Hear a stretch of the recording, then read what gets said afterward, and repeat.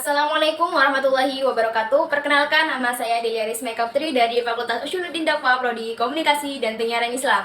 Di sini saya akan mereview materi tentang definisi kias, rukun-rukun, macam-macamnya, definisi ilat, syarat-syaratnya, macam-macamnya, dan penjelasan masalik al-ilah. Pertama yaitu definisi kias. Kias adalah penggunaan analogi untuk menetapkan hukum baru dalam hukum Islam ketika tidak ada ketentuan langsung dari Al-Quran atau hadis. Selanjutnya yaitu rukun-rukun kias. Pertama, aslun, kondisi atau permasalahan yang ingin dijadikan objek untuk dianalogikan. Kedua yaitu far'un, hukum yang sudah ada dalam Al-Quran, hadis, atau prinsip-prinsip hukum Islam yang dapat digunakan sebagai dasar untuk membuat analogi. Ketiga yaitu ilat. Ilat adalah karakteristik atau sifat khusus yang menjadi dasar perbandingan antara kasus yang sudah ada dengan kasus yang ingin dianalogikan. Keempat yaitu objek yang dikiaskan adalah situasi atau objek yang ingin diterapkan hukumnya melalui analogi.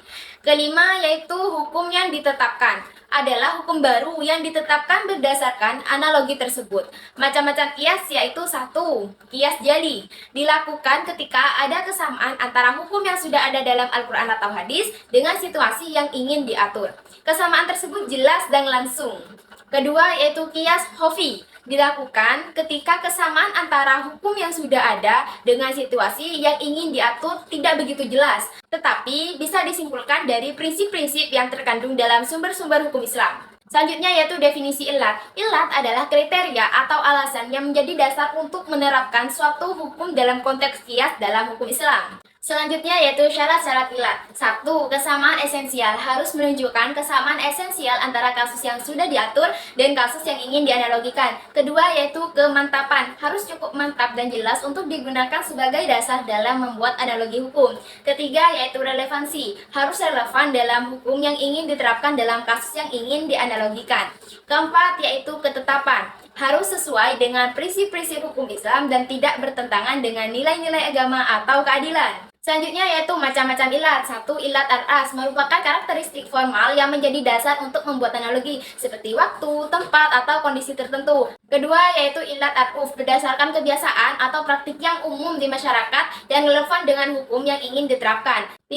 Yaitu ilat al-manawiyah merujuk pada karakteristik substansial atau esensial yang mendasari hukum yang ada seperti tujuan atau rasio. Keempat yaitu ilat al-ma'lul, ilat yang mendasari hukum yang ada dan menyebabkan timbulnya hukum tersebut.